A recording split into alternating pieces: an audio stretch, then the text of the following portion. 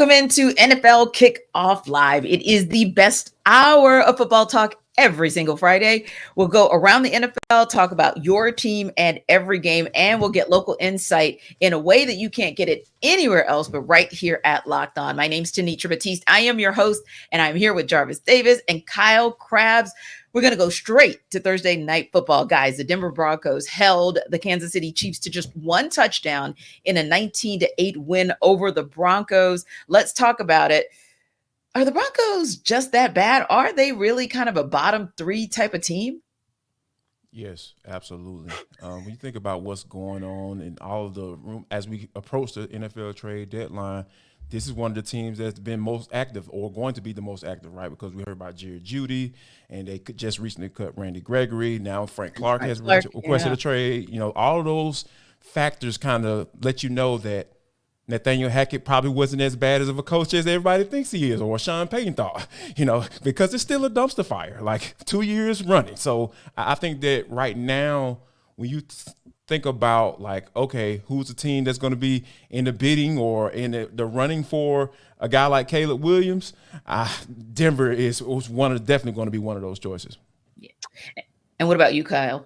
Yeah, I think from Denver's perspective, it's tough because you had this ownership change. You made this big investment for Russell Wilson kind of in this same timeline and hired a coach. Then you fired the coach, and now you're sending draft capital for Sean Payton.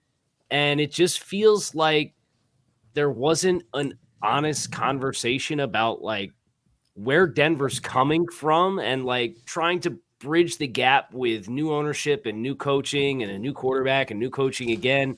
When Denver has endured what has comfortably been the worst stretch of this franchise's history over the course of the past 8 years or so. 5 wins in 2017, 6 wins in 18, 7 wins, 5 wins, 7 wins, 5 wins. And now they're 1-5. And at some point, you got to crawl before you can walk. And for there to be this aggressive kind of push to go get Russell Wilson and trade a first and a second round pick for Sean Payton, you're going to have to go back to square one. And I think the writing being on the wall, and you look at the efficiencies, particularly on the defensive side of the ball and how bad that is for Denver right now. Yeah, I do think this is a bottom 3 team, and I don't think it's going to get much better as the rest of the season plays out either.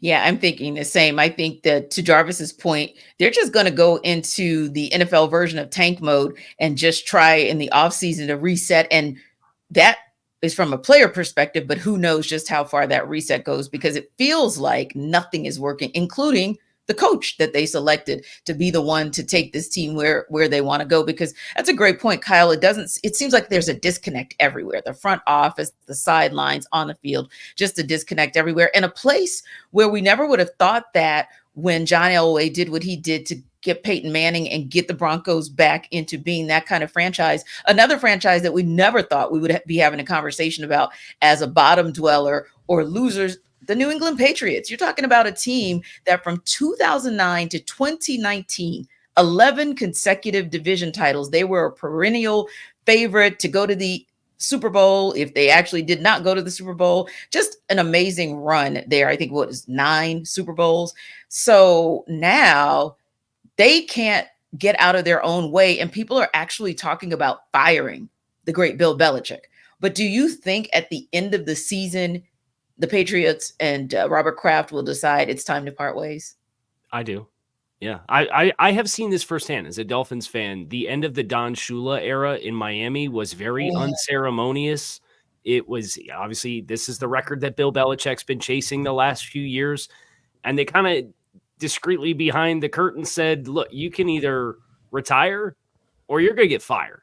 Yeah. And Don Shula retired and did not choose to pursue coaching elsewhere. I don't know what Bill Belichick's ultimate decision will be, but Robert Kraft has throughout the course of the offseason handed out very strong vocabulary and statements to the fan base and to the media talking about the expectations for this franchise and getting back to the playoffs. We haven't won a playoff game since we won the Super Bowl against the Rams 5 years ago. And I got bad news for you guys. You ain't making the playoffs this year. Even though the AFC is not as crazy competitive right now as what it looked like it might be, there's been some injuries that have thinned out a few teams. This team just they are one of the more banged up teams in general themselves, and they don't have the difference making kinds of players to get them out of close game situations. And then the last 2 weeks, they haven't even played close games. So I do think this is heading towards a break at the end of the season. I mean, let's keep it funky. Like, the general manager, Bill Belichick, should have been fired a long time ago because he's missed up and down the draft, whether it be first round through the 6th or 7th round or either undrafted. He just has missed consistently. And I think that when you think about having both of those titles, that's why I'm breaking them up into two. That general manager should have been gone a long time ago. Here's my case for Bill Belichick to be gone now. 36-38 without Tom Brady. He hasn't made the playoffs without Tom Brady since 2008. Oh yeah, remember Matt Castle? Yeah, that's a throwback. He was the starting quarterback for that team. So I think that when you think about lining it all up, the Super Bowl appearances like T you mentioned, yeah, I get it. I totally understand it. But it is time comes for a reset. And I think it's time for a reset all throughout this organization, just from a general manager standpoint and a head coaching standpoint, because that Patriot way doesn't put any fear in anyone anymore. Because when you think about the Patriots being outscored 72-3 in the last 2 games, like we're not used that's unacceptable. Like regardless of who's the coach, right? If Nathaniel Hackett got blown out like that, and probably did at some point last year when he was the head coach for the Broncos, you would be sitting like, okay, this dude doesn't even deserve to be a head coach. So those same parameters, those same expectations need to be put on Bill Belichick as well, because that is just unacceptable. Now they're talking about Malik Cunningham potentially getting some run at quarterback when everybody was all in love with Mac Jones, and then Bailey Zappi came in. It's just so much stuff. Like these teams, you see all the outside stuff going on, storylines going on, and within the organization, it's much worse because, they're pretty tight zip when it comes to what's going on behind the scenes in New England. But yeah, this is a situation where general manager should be gone, Bill Belichick, and now it's time to part ways. It's time to do a hard reset with this organization. And it's interesting because for me, I think the same, by the way. I agree that it's just time to part ways. It's that ship has sailed. But I also think he's very fortunate because this is an environment where you don't win immediately, you're gone. But he managed to get 4 extra years, I'll call it, since 2019 because of all of those Super Bowl runs. But you can only do that for so long. And then eventually that good grace that you built up or that cachet that you built up, that's going to disappear. That's going to expire. And I think that time has come because right now the AFC East as a whole are just passing the Patriots by. They're an afterthought. Even thinking about the Jets, people are like, okay, but there might be something there. When the Jets are a conversation and you're not, that's when, it's time to just do a hard reset. Now, got a couple other teams in there that probably need to do hard resets as well. What in the name of Vikings is going on with the Vikings? Wow. Where do you start?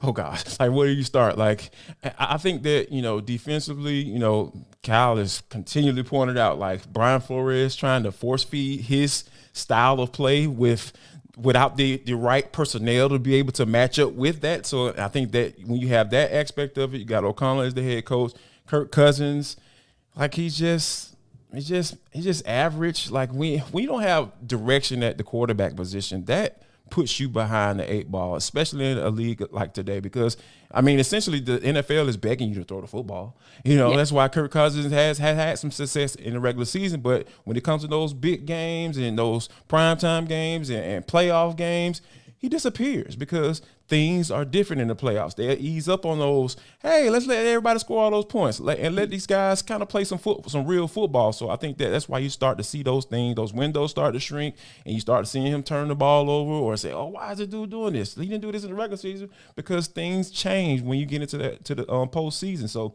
I think that when you have all of those factors coming into play, and we know the Vikings have been known for with Mike Zimmer at being the head coach, their defense. That was their identity. They don't have an identity now because their defense is not what it was because they, like you said, they don't have the personnel. So I think that when you think about putting all those factors together, that's why you have what you have up in Minnesota.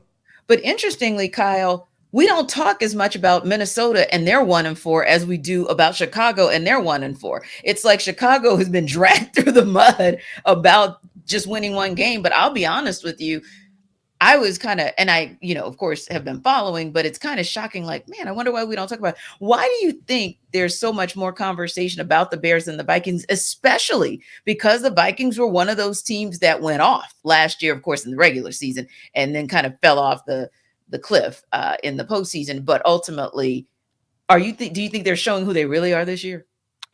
I think at some point, regression to the mean is one of those things that usually happens in football. And here's some numbers for Minnesota. Last year, they scored 424 points, which was the fifth most in franchise history. And they had a minus 3-point differential because they allowed 427 points, which was a bottom 6 record in franchise history for most points allowed. So they were top 5 single season scoring points and bottom 6 for points allowed. Yeah. And it's the same story the 2 previous seasons when in 2020, they scored 430 and gave up 475 points. And then they gave up 425 and they scored 425 and gave up 426 in 2021. So they have been 27th, 30th, and 31st in yards defensively. And they were bottom 5 in scoring defense last year and managed to win 13 games because they were 5th and 12th in turnover differential over the course of the previous 2 seasons. They're dead last in turnover differential this year. So there's some good fortunes when you're giving up a lot of points, but you still manage to find a way to win ball games. That ball's going to bounce the other way at some point, and you've seen that with Minnesota. They've had like horrible fumble luck already this season. I think they've lost 8 fumbles or something already, just an obscene number, and it's law of averages. If you flip a coin enough times, you're going to get 50-50. And they got heads a whole bunch of times in 2022, and it's coming up tails this year. And I think you're seeing that be one of the contributing factors to this team having a lot of the same problems that they did last year. Yeah. And, I'm going to throw out 2 more teams. And of course, our producers will not be pleased with one of them, but I'm going to start with the Giants and ask you guys about that 1-4 team. And Jarvis, whether or not you think they're the bottom dwellers as well, or do you think they're that 1-4 team that's just, had a couple of like tough goes and they're really better than that? No, they're a bottom dweller, like hands down. Like I said, when organizations don't have direction, notice a trend here. Like teams we've been talking about, they don't have any direction at the quarterback position, and no identity. No identity. Like, who are the Giants? When I knew who they were when Eli Manning was there and they had Michael Strahan and all those and Justin Tuck and all those guys, they were Eli Manning gonna turn the ball over, but when it comes nut cutting time, they are going to get right and he's gonna make a play. And then when they get a lead, that doggone defensive line, they're gonna get down and they're gonna rush the quarterback and put him on the ground consistently. So it's just. And they've had issues ever since then, to be honest with you, on the defensive side of the football. They just have not been able to figure it out. Like, when you talking about position needs going into the draft, I'm sure you have experienced this, Kyle, in your research.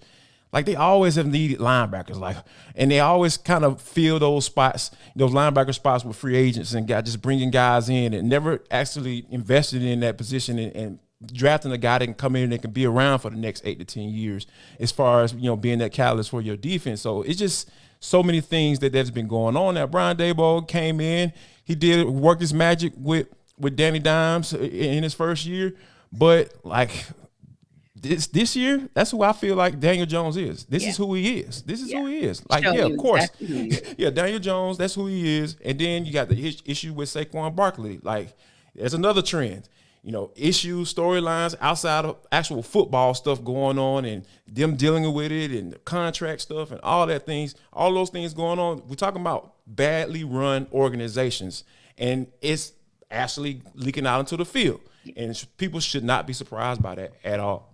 Yeah. And Kyle, the one team that the Giants did beat is another 1-4 team in the Arizona Cardinals, but they're also the team that got their one win against the Dallas Cowboys and smoked them. So, and they've been competitive in some of those losses. So do you feel like that is as bottom of a dweller as the ones we've already talked about? So I think you can define Arizona in a little bit of a different light than some of the other teams. Yeah. I think Arizona has the least talent at their disposal. I think their talent has the most work ahead of it, but I Mhm. think they're playing better football than just about every name that we mentioned. And like, if it Yeah. wasn't for Daniel Jones catching fire in the second half of that Giants game, Arizona was up 20-0 at halftime in that football Yep. game.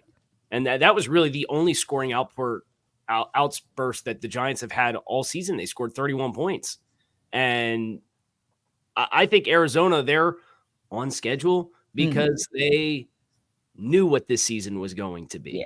They traded down in the draft and drafted an offensive tackle, and the starting quarterback was on PUP and first-time head coach, and they were hoarding draft picks. You kind of saw their strategy with the NFL draft in April and what they were planning to do, and sent away a couple of different players. Guys like Josh Jones got traded, and there was an argument to be made like, hey, that's a pretty valuable piece. Well, they took the draft pick for him.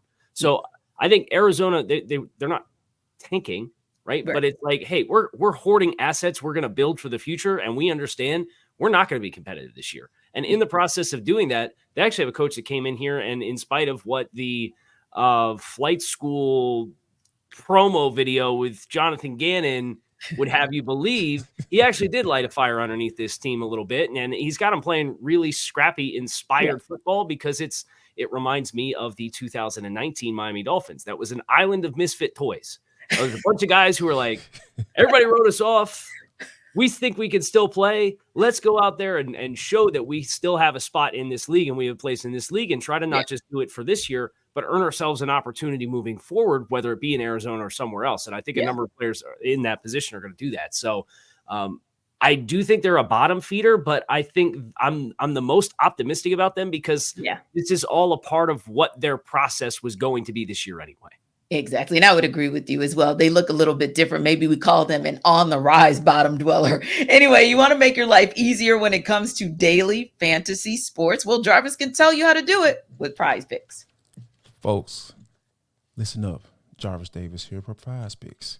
Guess what? I've been out here getting to the money. How about Prize Picks, the skill-based fantasy game? And I think when you think about what they're able to do, Prize Picks is a place that you need to go to. And I think that there are some really good things that you need to take a look at when you think about what Prize Picks has done, and they have so many things for you, right? So here's the thing: PrizePick.com/LockedOnNFL. PrizePick.com/LockedOnNFL is the website you need to go to. Why do I need to go to that website, Jarvis?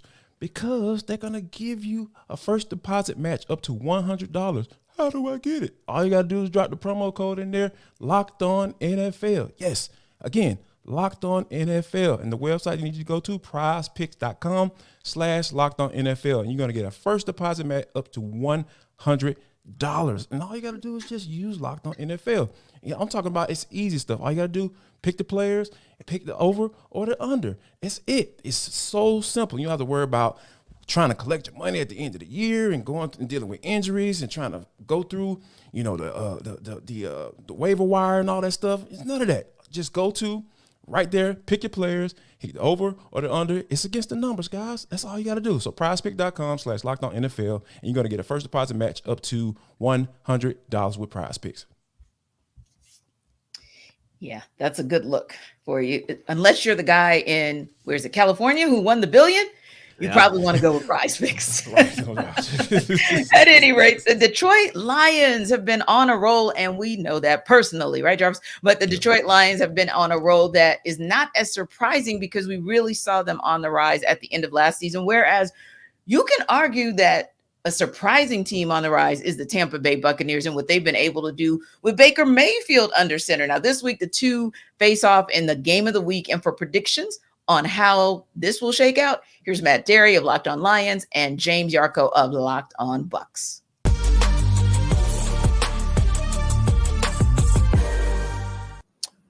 I'm looking at this game, James, as far as predictions go, and the Lions have won their last 3, and it's been all blowouts. I mean, they really have won, 14, 18, and 14 or 16, whatever it's been. They've done well. I mean, they went into Green Bay and pounded the Packers. Atlanta came in feeling pretty good. Lions gave it to them. Obviously, this past weekend, there was really no contest. Carolina's not ready.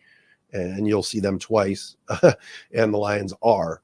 I think this is going to be a closer game. I think maybe Baker's here in a fourth quarter pick, and the Lions hang on and win 24-21, something like that, where it comes down to the end. I think this is going to be a close game. I think it's going to be a physical game. And I like the way the Bucs are playing, but I'll take Detroit on the road, maybe to win by 3. What do you think?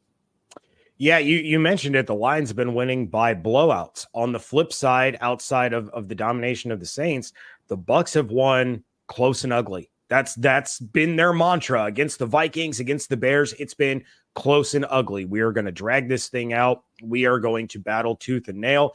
And in the fourth quarter, we're going to get a play that bounces our way and going to take advantage of it. So that's kind of how the Bucs have looked so far this year. Offensive coordinator Dave Canales has done a phenomenal job of adjusting things on the fly when something's not working early in the game, switching up the game plan, switching up the looks and their attack strategy, and it has paid dividends.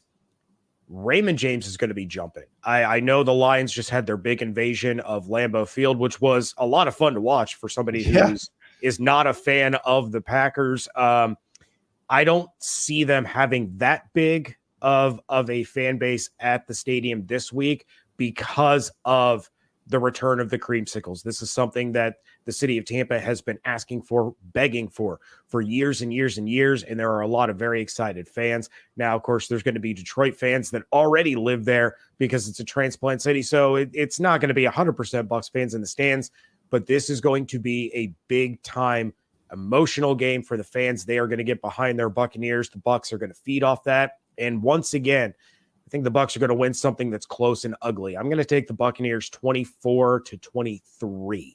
All right. I mean, we're both right there. We're both right there. And like I said, I mean, I've never been a huge Bulls fan, especially late game decision making and everything else. And gosh, I remember, how he left that poor kid Donovan Smith in the game when Brady was getting destroyed a couple years ago. I think it was either last year or the year before. And I was like, take him out. What's that coach doing? But regardless, defense is what his calling card has always been, and his teams are always physical. I think this will be a very close game.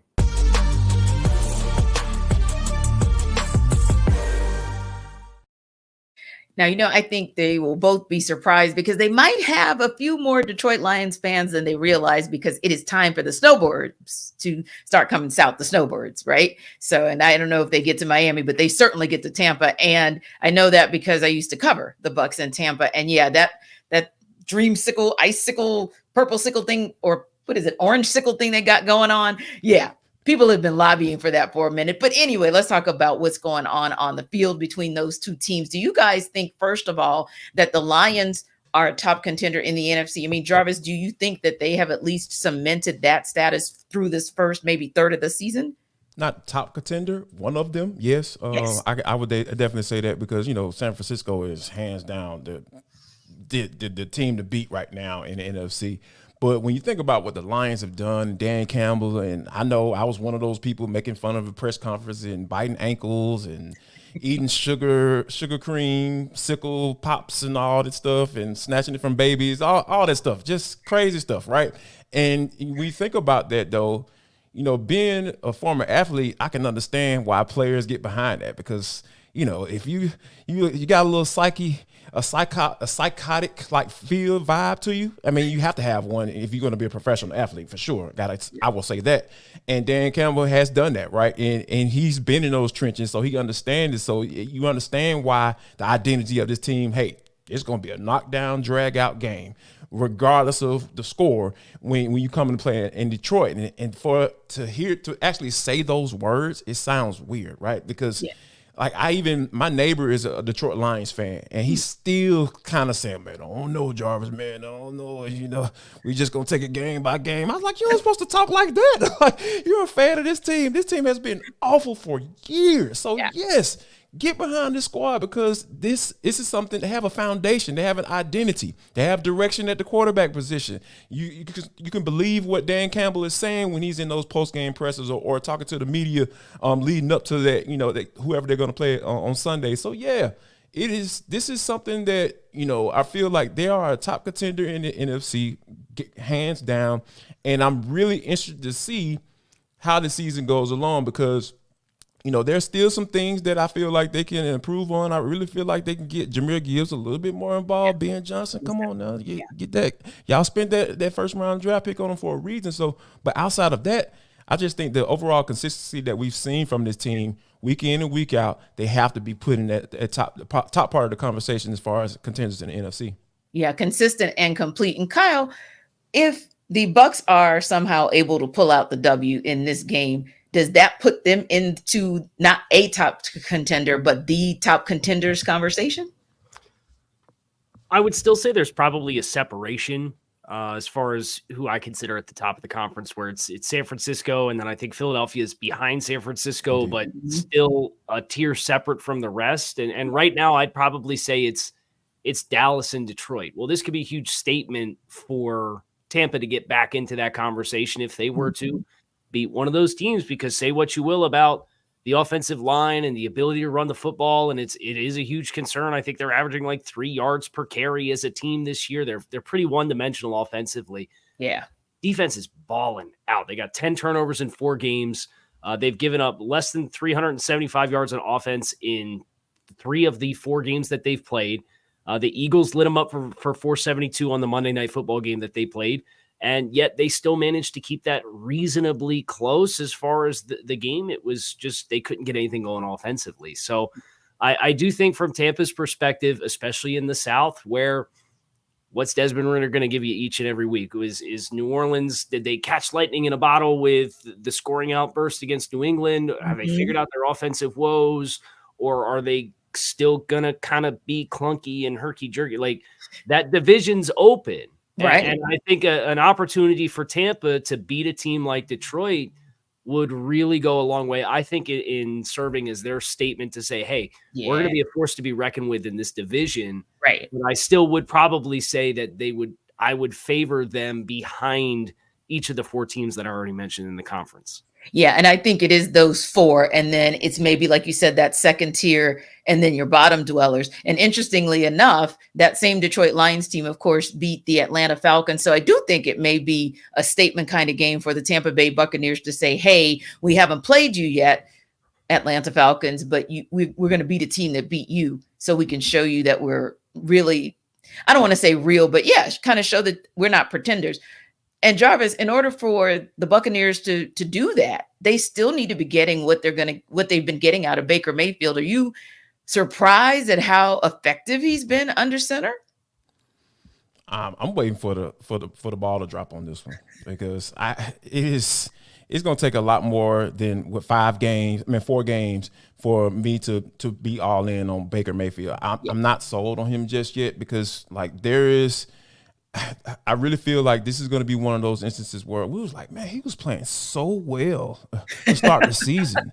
Now It's just kind of like, and then, now the Buccaneers are second in the division now. They were they were at the top of the division when they were getting ready to play against the Detroit Lions. So I think that this is going to be a scenario where I understand that he's been playing solid. Like, we've seen this movie before. Like, he played solid in Cleveland, so with a bad shoulder, going through the season like that, and doing what he can to kind of, get that team where it needed to be. So I think he's in a situation where even when he was out with the Rams, he started off playing really well, and everybody was like, "Oh yeah, Baker's back." No, this dude eventually, once tape gets out, guys watch it, and eventually you're going to get exposed for who you are.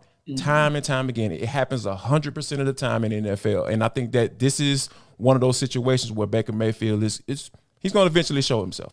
Yeah, and that Detroit Lions offense is a very high-powered offense. And I think, yes, granted, somehow, some way the Bucs were able to keep clawing away when they were in that Eagles game all the way through that 4th quarter. But I also think that was an Eagles team that had a few injuries. That was an Eagles team that was trying to find itself, dare I say. And I think that this Detroit Lions team, they're not trying to find anything. They know exactly who they are, and they're going to impose their will in Tampa Bay. Now, if you want to take control of your health, Jarvis will tell you just how you can do it with Jace Medical.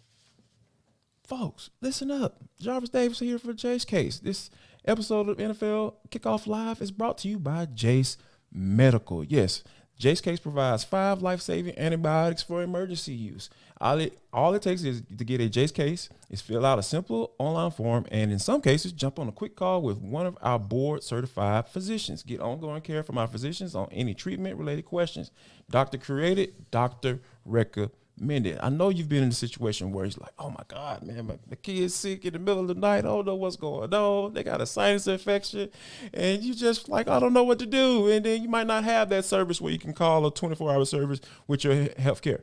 Jace Case can help you out. It is simple, guys. All you got to do is go online, fill out a form, then you get a prescription, life-saving medications right to your door. They can help you out right there. So Jace Case will make sure you have medication in hand, and I'm telling you, you're going to have the access to the medication in an emergency. Get $20 off on these life-saving antibiotics today from Jace Medical by using my code LOCKEDON at checkout on jacemedical.com. That's JASE medical.com.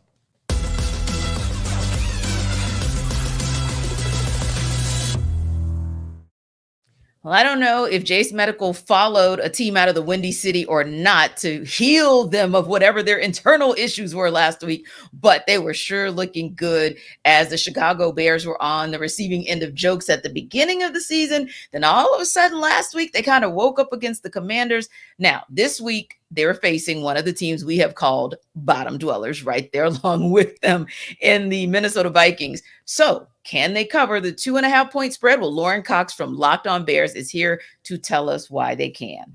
The Chicago Bears will cover a 2.5-point spread against the Minnesota Vikings in week 6. The Vikings offense without Justin Jefferson sure doesn't scare you as much, even with Kirk Cousins playing at a high level. Jordan Addison, as a receiver, still needs to prove himself without having Justin Jefferson really taking all the attention. And Alexander Mattison in the backfield isn't exactly a dynamic playmaker back there. You couple that with a Chicago Bears offense that's really hitting its stride right now and facing a blitz-heavy Brian Flores defense that's not too dissimilar from what they've already faced this season against Tampa Bay and the Kansas City Chiefs. Justin Fields is confident and balling right now. The Bears have answers for the blitz with DJ Moore and a strong set of complementary weapons. And all of a sudden, you've got a formula here for the Chicago Bears to win back-to-back games for the first time under head coach Matt Eberflus. Well, it'll be interesting to see because this is that kind of intriguing game where, like we talked about earlier, a little bit different, granted, I'll say that.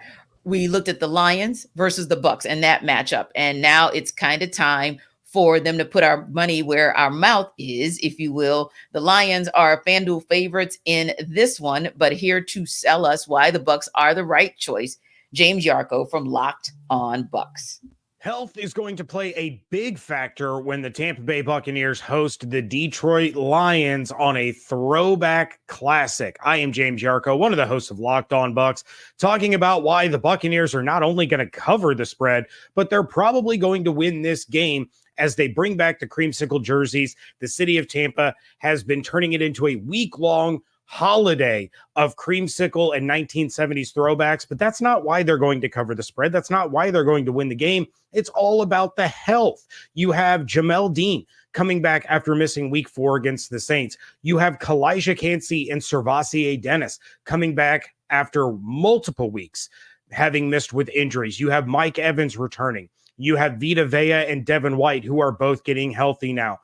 The Buccaneers bye week, while it was so early, was vital to the success of the team in getting those key players back on the field. Kalijah Kancey had a huge impact in the limited amount of time he was on the field in week 1 against the Minnesota Vikings, getting pressures, getting a quarterback hit, and Jared Goff has been pressured on 25% of his dropbacks. Now, while his numbers are impressive while under pressure, that is also where all 3 of his interceptions came from, was under duress. And we know that nobody brings pressure like Todd Bowles, and nobody disguises pressure like Todd Bowles. Having his full allotment of defensive players and guys that can make big plays is going to be huge as the Buccaneers are out to prove against the NFC North leaders that this is a legitimate team and a team that could go on to win this division and be in the postseason.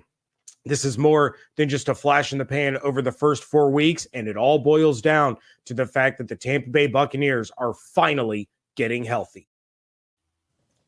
Now, guys, we touched on that a little bit, what James was saying towards the end of the video, which is that this is kind of a prove-it game for the Tampa Bay Buccaneers. And he did give some compelling reasons as to why they could walk away with a win against the Lions.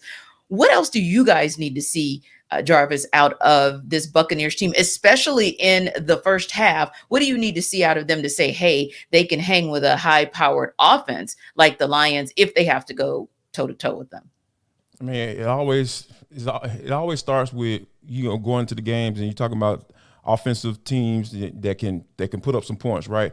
Make them one-dimensional. Get them off the ground, because we know that's what they want to do. And you're talking about the identity, right? We had that conversation earlier about what the Lions want to do. They want to be out physical you, and that starts in the run game, in my humble opinion. And I think that if they can get them up off the ground early on, and have a guy like Vita Vea can help with that situation. Devin White coming back, yes, that can help as well. So I think those are some key additions that James brought up that I feel like it's going to help them out a lot, because if you're having offenses having a two-way go throughout that for 3 and 4 quarters, like that's how you end up with 30 to 35 points, at the end of the game. So I think that if they can get them up off the ground, and Vita Vea establishes himself like I know he can, and up front, I really feel like this is going to be one of those situations where we're looking at like, okay,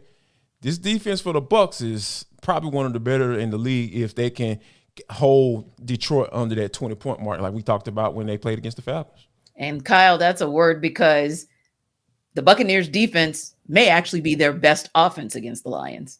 Yeah, I agree. Especially when you consider, Jarvis talked about the rush defense for Tampa Bay and what Detroit wants to do offensively. Mm-hmm. They gave up 201 rushing yards against the Eagles in week 3. The other 3 games were 41 yards, 67 yards, and 70 yards for their other 3 games to start this first month of the season. Mm-hmm. And I think about 2 other areas for Tampa defensively that I think are going to be really important. They're one of the best red zone defenses in football. So if Detroit's going to move the ball, you can bend, but don't break. They've given up 3 touchdowns in 11 trips to the red zone defensively. Tampa has thus far this season. That's the second best touchdown percentage ratio defensively in the league. That's critical, but the area that I think they need to be better is on third down. They're giving up first downs on 47% of their third down opportunities defensively. That's a bottom 4 number in the league. So if they can get third down, win against the run early, force them into long distance third down and distances, and then you can bring pressure at Jared Goff in those instances and try to really be compressed on the back end and force him to take sacks and force them to punt the ball. I think that's the part for Tampa that has to be different than what it has been early. They have to be better defensively on third down. Now, Jarvis, the Lions are actually FanDuel favorites in this one. Tell me who you got. Wow, I'm gonna have to go with I'm gonna go with the Lions, because that's what I've seen. That's what I've been at. That consistency, right? Like in every game, regardless win or loss, I've seen the Detroit Lions continually put out a product that can give you chances to win games week in and week out in the NFL. And I think that when you have that, you have a quarterback that can get the job done. He's not turning the ball over that much. Like how he was shipped out of LA, LA. Those were some of the reasons why he was shipped out of there. So I think that when you have a quarterback under center doing what he's supposed to do, and you have that offense and a very thoughtful and creative mind in Ben Johnson calling plays, I really feel like the Lions are going to get the job done for sure. And Kyle, do you think this will be a game where the Lions continue to show their dominance, or do you think this is a game where the Bucs get the win? I think this is a huge statement opportunity for Detroit's offensive line. We talked about how Philadelphia ran for 201 yards against this Tampa defense. Detroit's offensive line is in that same stratosphere as far as the quality of the group and the unit. I do think they are going to have the opportunity to reset the line of scrimmage, and I'm worried about Tampa Bay's ability to do the same when they have the ball. We already mentioned they're 3 yards per carry as a team. Yeah. And if you're going to be going into the game one-dimensional, and Detroit does have the ability to win the line of scrimmage, even with Vita Vea coming back and Tampa's defense being as good as it is. I just think that recipe, when each team respectively has the ball, is going to be too much for Tampa to overcome. So I'll pick Detroit to win this game as well.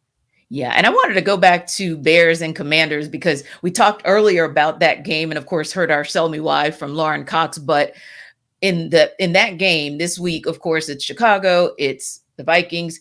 Can they cover the 2.5-point spread? Where do you think that game lands, especially because those are kind of our bottom dwellers?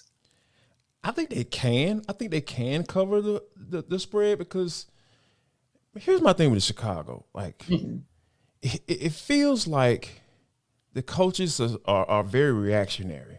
Like, things have to go just off the rails for them to just go into the lab and sit down and come up with a nice game plan that's going to give them a chance to win games on a weekly basis. And they just haven't done that unless – there are rumors and stuff like, oh, yeah, they about to fire the whole staff. Everybody's gone at the end of the season. Then next thing you know, they drop 40 points on the Washington Commanders. I'm just like, okay, where was this at the beginning of the season? So that's what we're talking about, right? Organizations, no direction at the quarterback spot. Although I do like Justin Fields. I like his capabilities. I feel like he's going to be a good quarterback in the NFL outside of the city of Chicago when he gets a real opportunity to be with a real coaching staff. Yeah. But, the head coach, Matt Eberflus, he's not a leader, And you had the defensive coordinator dealing with the whole FBI investigation. See how there's a trend here. Like, we've been talking about this on this show all day. Yes. It's just so much stuff going on that it really doesn't have anything to do with football. And then it's just leaking out onto the field, and you just have the wrong people in place. And I think that right now, if they're able to come up with a game plan, if they are hearing those rumors that they're about to be fired and Luke Getsy, they're about to get fired during the season for the first time ever, in Chicago Bears history. Yeah, I feel like they can cover this bad boy because they have the talent to do it on the offensive side of the football. This is one I'm gonna be paying close attention to because, like you said, this is an opportunity for them to prove that, hey, they can coach in the NFL, or I feel like. Or not. And I think that we're going to be closer to or not because that's just what that's who they've shown to for themselves to be. How about you, Kyle? I think the status of Justin Jefferson going on IR is a huge feather in the cap for Chicago's opportunity to cover a 2.5-point spread. Yeah. That's a huge loss for Minnesota offensively, and Chicago low-key has scored 68 points the last 2 weeks. Now they win against Denver and they win against Washington. So they win against two defenses that are yielding a lot of points. But we did a whole monologue on Minnesota defensively and kind of the correlation between the amount of points that they give up and have been giving up. Yeah. And they brought in Brian Flores as the defensive coordinator this year. And I know Brian's defense very well from the time that he spent in Miami. Mm-hmm. And one thing that I can tell you is traditionally one thing that gives them fits is quarterbacks who can run, because Flores plays the math game. And he wants to play man coverage, and then he wants to bring pressure. And if you don't get home and that guy can run, he's going to get out and run, and everybody's going to have their backs to him because they're playing man coverage. So that, for me, is where you either got to throw the ball to DJ Moore, you got to let Justin Jefferson be an athlete in this game and embrace that part of his game this week. And if you do, I think that is enough of a recipe where I do think Chicago can cover the spread, especially without Justin Jefferson. Yeah, agreed. Now, the Cincinnati Bengals have struggled to get things going up until last week. So are Joe Burrow's injury problems finally behind him? Will the Bengals continue to build off their win over the Cardinals this week? They are 3-point favorites at FanDuel over the Seattle Seahawks. Can they cover? Here's Locked On Bengals host James Rapine to sell us why. Will the Bengals cover the 3-point spread on Sunday against the Seahawks? Hi again, everyone. I'm James Rapine from the Locked On Bengals podcast. And the Bengals, well, they're favored by 3, according to FanDuel, America's #1 sports book. I think they will cover. In the path to covering, it begins, it ends, even in the middle. Has to do with Joe Burrow and that calf injury, which obviously plagued him not only throughout training camp in the preseason, but has impacted his play early on this year. We saw him last week look as close to Joe Cool as we've seen all season long, threw for 300 plus yards, was completing passes left and right to Jamar Chase, who finished with 15 receptions, which was a team record. And so you need Joe Burrow to perform like that. This Bengals team is a pass-first offense. So protecting Joe is obviously always really, really important, especially against the Seattle defense. It's a really good secondary. They have a bunch of different guys that get after the passer without necessarily blitzing. So this Bengals offensive line will have to step up and perform at a high level.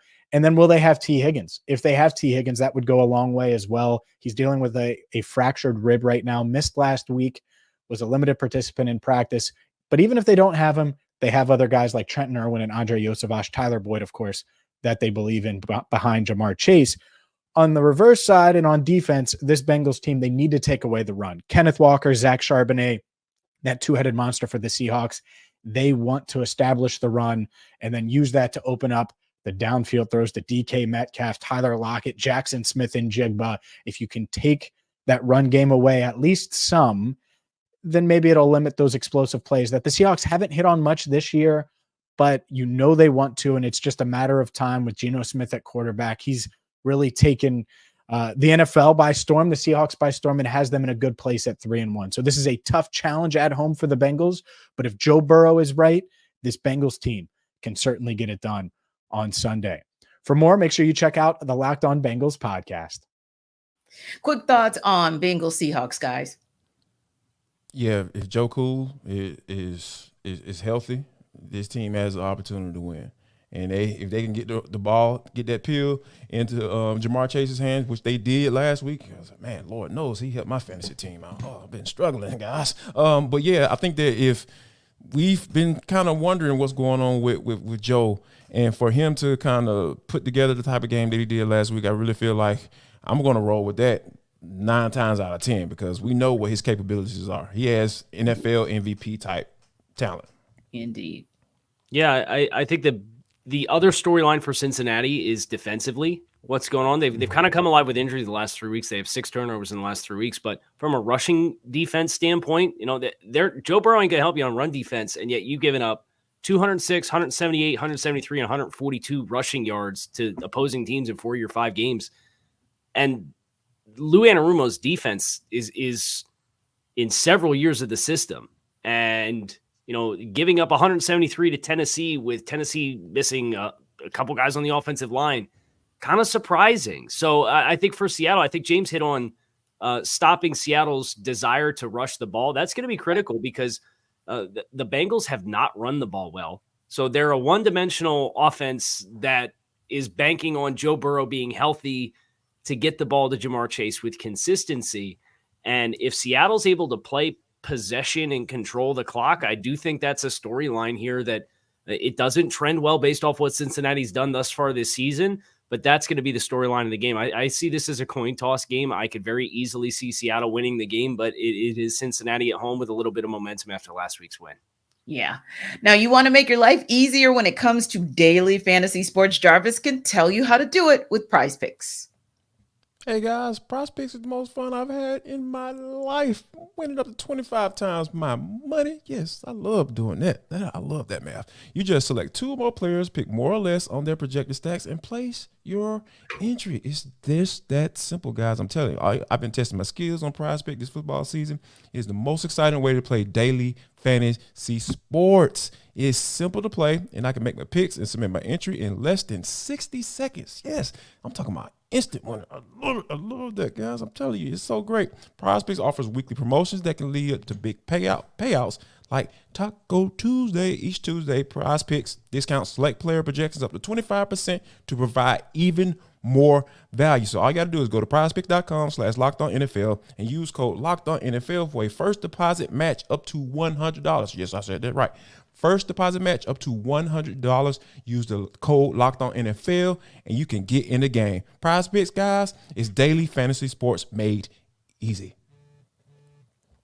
Now, bye weeks have actually started. It seems so early for those, but yes, they have started, which can always be complicated for fantasy football owners who are 3 players that you might have stashed on your bench that need to get into your lineups this week. And I know Jarvis mentioned his fantasy football team earlier, and we'll talk about it on the other side. But for now, here's Locked On Fantasy Football host Michelle Majuk with your answers.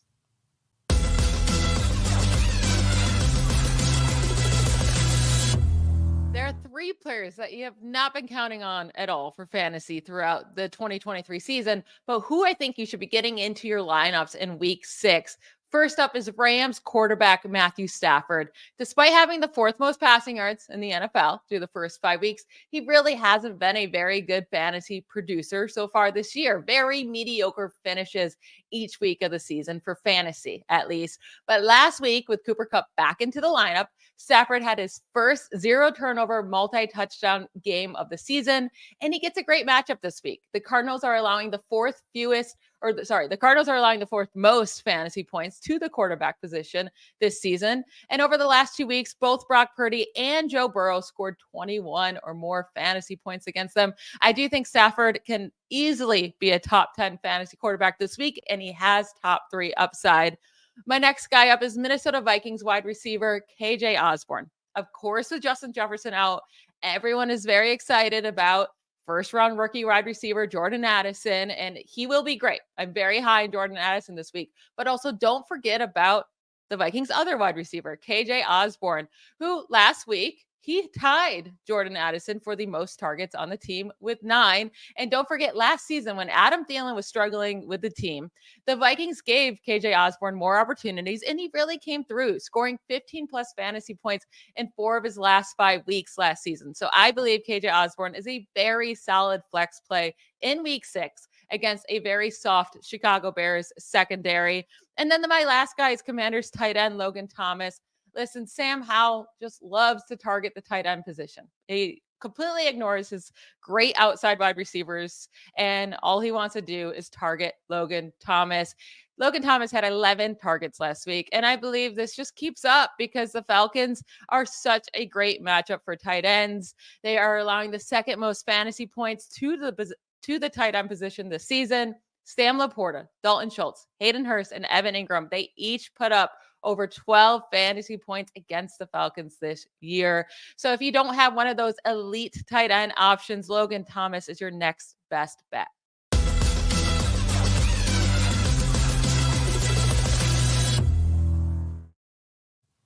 All right, guys, tell me a little bit about what you were thinking as you're listening to Michelle give us some guidance on what we're going to do on the fantasy side.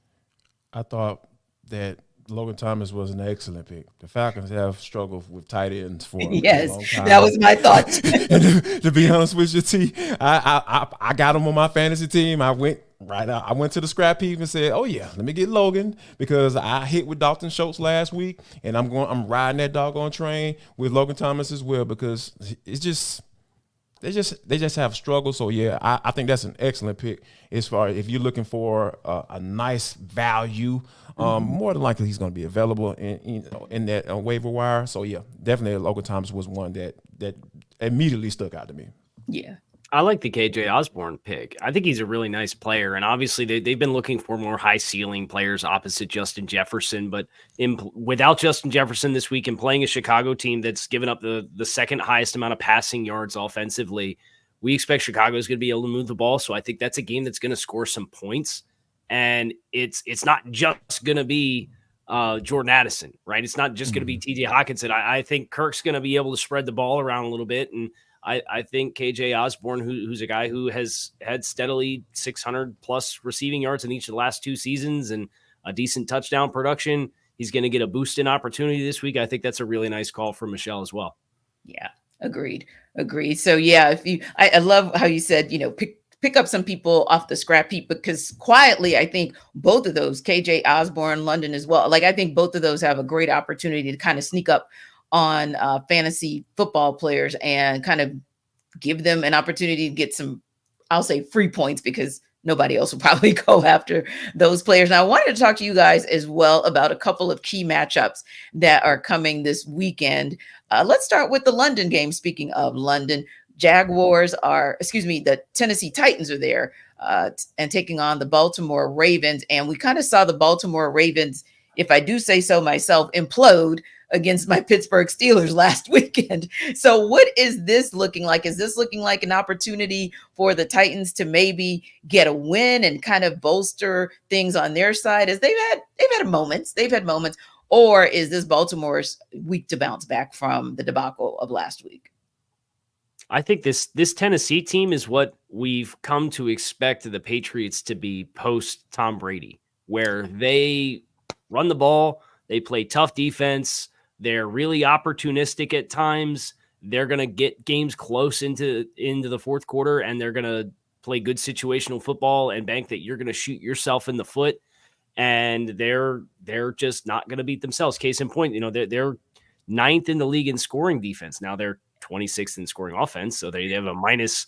I'm going to do math here live on the show. Minus 5 point differential on the season thus far, which is obviously not great. But they're 2-3. They have an opportunity to try to play close to the vest and force Baltimore to get one-dimensional, to try to move the ball with consistency and beat them. I think they have some athleticism on the second level and on the edge of that defense in Tennessee to kind of combat if Lamar Jackson tries to get outside the pocket and they try to move the launch point for him. So I think this is a pretty competitive game. I do think Tennessee's going to have to hit a few explosive plays to win the football game, and that's Treylon Burks not playing in this game. I know he's already been declared out. That hurts the resume a little bit, but if they can find a few explosives and they win the turnover battle, I would say that if you gave me those two things, I'd pick Tennessee to win the game. Yeah, and we saw last week, Jarvis, that an explosive play by one George Pickens pretty much deaded the Ravens. So how do they stop that from happening so that they can get the win this week?